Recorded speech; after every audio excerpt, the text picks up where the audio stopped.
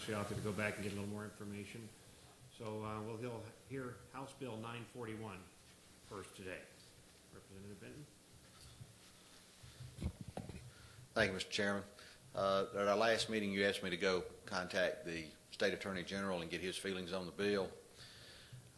He was rather candid about it. He was not very happy with having to represent the whole state on this, but I feel like that's his job, and he has the resources to defend it. I don't think that there will be but one attempt.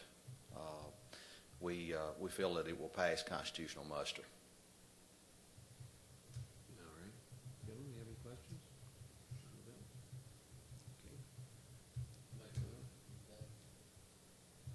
Second. All in favor? Aye. Very good. We'll send this on to rules. Okay. Is there anything that I need to do further other than go to Rules Committee later this week? Well, y'all will handle everything else from there. We'll handle everything, and then you talk to Earl and set up a time when you want to hear it. It's best to go to rules and talk to the people and talk to the chairman particularly on when you'd want to bring it up. Okay. All right. Thank you very much. Thank you. And Representative Cox. Thank you, Mr. Chairman. I,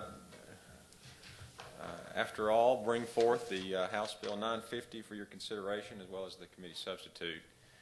House Bill 950 is really the unfortunate, in some regard, brainchild of some activity that occurred in the last few months within my district, within other parts of the state and the country.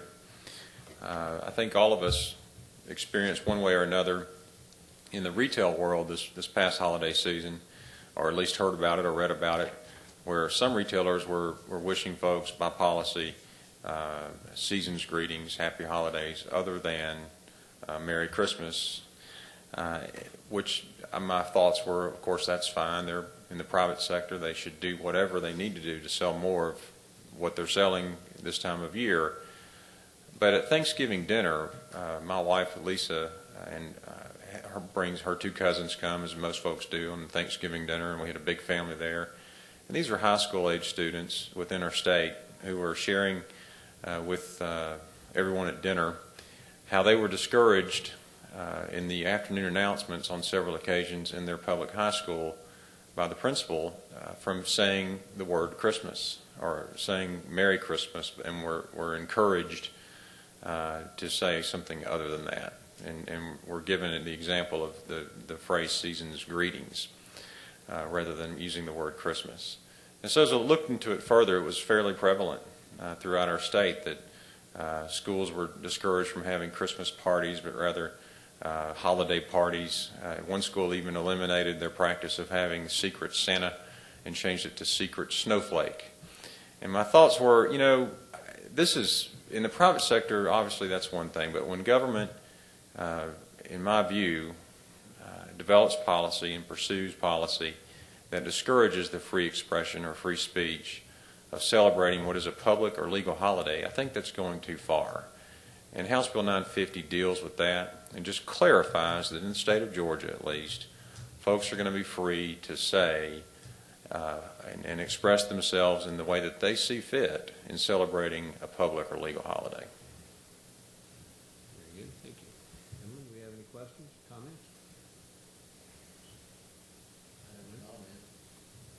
Please.